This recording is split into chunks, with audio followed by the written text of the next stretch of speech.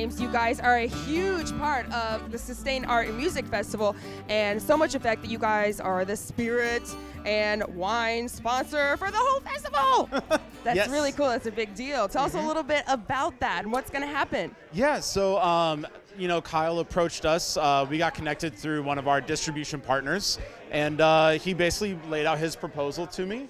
I took it back to ownership, which is kind of the great thing about working with a family-owned business. There's no red tape, there's no bureaucracy. It's just you talk to them, and they were pretty excited about it. We love the sustainability aspect of it. The Hubers are also very philanthropic about supporting events and festivals throughout the state of Indiana, and this is just kind of right up our alley. It hits all the boxes for us, if you will. So, and that's providing the wines to enjoy and doing some donation baskets with our spirits. You mentioned sustainability, and that's why you guys wanted to be a part of it, because a lot that you stand for, really everything that you guys stand for at your distillery and winery, which is pretty rare, by the way, to have both of those things, Yes.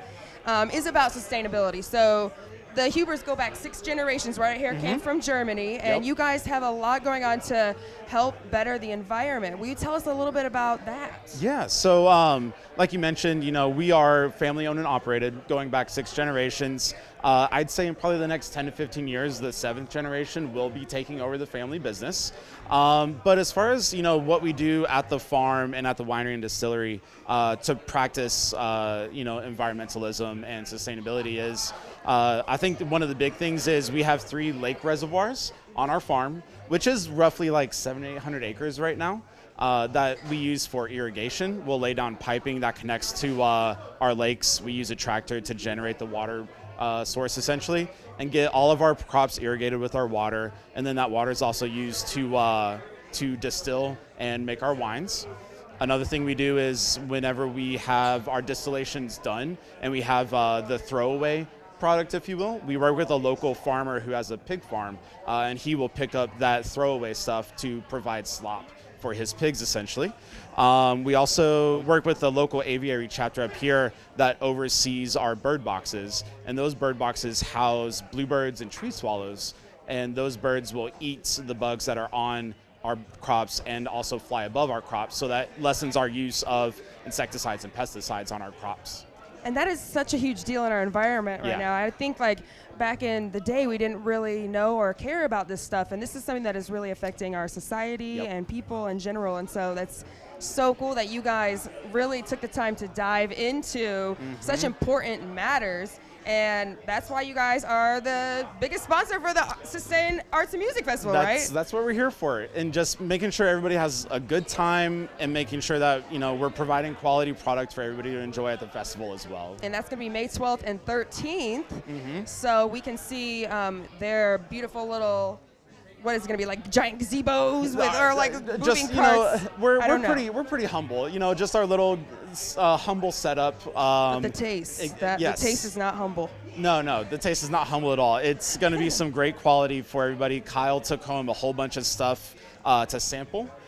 He got friends and family involved on the sampling to make sure that we found what everybody he thinks attending the festival will enjoy. So on that, will you tell us a little bit about your different tastes between your winery and your distillery, which, like I mentioned, is very rare. I think that's awesome. What kind of taste do you guys got going on? I know you had taken some serious time in the fermenting of these products. Different. I'll let you explain. But I thought that was so interesting the way you guys do that. Yeah, so when it comes to our wines, we have something for everybody. If you like sweet red wine, if you like dry white wine, if you like bubbles, we literally have a wine for everybody, for all palates. One of my favorites that we make is a traditional dry red wine. It's a Cabernet Franc.